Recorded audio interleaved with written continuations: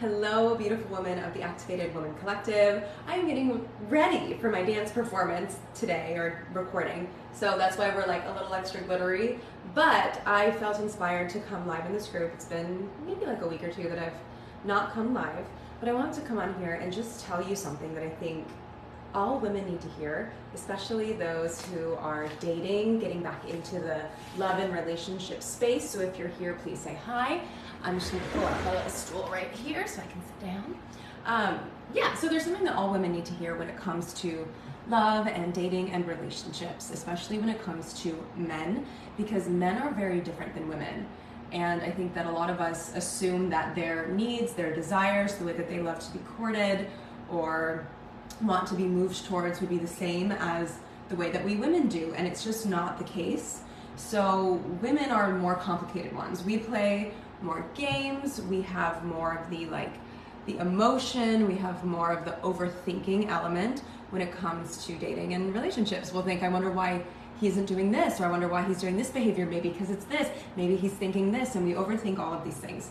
And something that I wish somebody would have told me a long time ago is if he wanted to, he would. If he wanted to, he would, and if he doesn't, he won't. And it's as simple as that. Okay, so the male mind is very simple. They're not out here overthinking things. They're not out here like playing certain games where they're like trying to mess with you and hot and cold you. We do that as women, and that's okay. Like the feminine in her fullness should absolutely, my hair is not fully dry yet, and it's like ramen noodling. We as women do this, right? Like we, in our fullness, we play the games, and that's okay. Like that is part of the feminine nature, to be a little bit trickstery and a little bit mysterious and like all these things. But men are not really like that unless they're deeply, deeply in their feminine energy. But masculine men, if they want to, they will. If they want to call you, they will. If they want to ask you out on another date and they want to see you again, they will. If they want to introduce you to their friends, they will. If they want to set up romantic dates when you're in a relationship, they will. If they want to buy you flowers, they will. And if they don't, then they won't. And when you're in relationship, one of the most complicated things that you could do to start really diminishing polarity in your relationship is making them do things that they don't want to do because you didn't accept them at face value when you met them. And so you're trying to change them and inspire them with your feminine energy, and you want to, you're like, I want flowers, I want flowers, I want flowers, I want flowers, and then eventually they're like, well, I have to get her these flowers because I know she likes them. Versus a man who gets you flowers because he just wants to, because he sees them and he's like, I have to get those for her.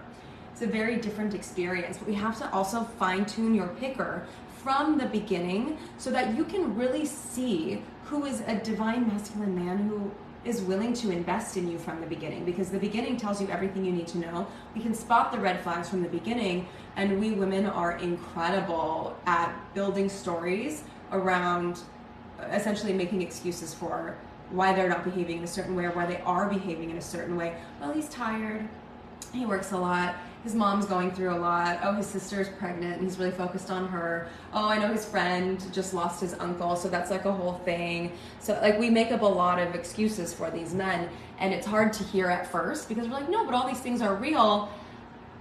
But regardless of whether they are real or not, if he wants to, he will.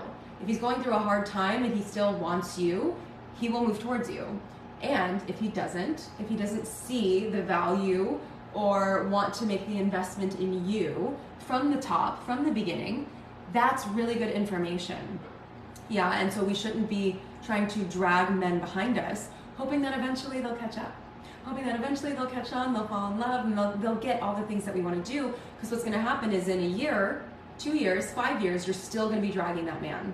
And you're still going to be begging him to take you on dates, and you're still going to be begging him to take out the trash and do the dishes, because he didn't have to invest in you from the beginning. We made a very easy experience for him from the beginning to not have to rise into his divine masculine. And the way that men rise into their divine masculine is through challenge. And if you do not present a challenge, they'll either just sit back and let it happen and whatever it is, or they will go find somebody who does, that lets them invest in her. Because once they've invested in her, that relationship with that woman means something. So I hope that this is helpful. I hope that this is impactful. This work is the work that changed my life. It's the work that is changing the lives of my clients. And I'm opening up a few spots to work together in February once my current private client packages are ending at the end of January. And something special is coming for you as well. Is it a masterclass? Maybe.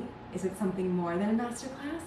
Maybe. Drop me some emojis below. Let me know how this video made you feel, and I'll see you guys so soon.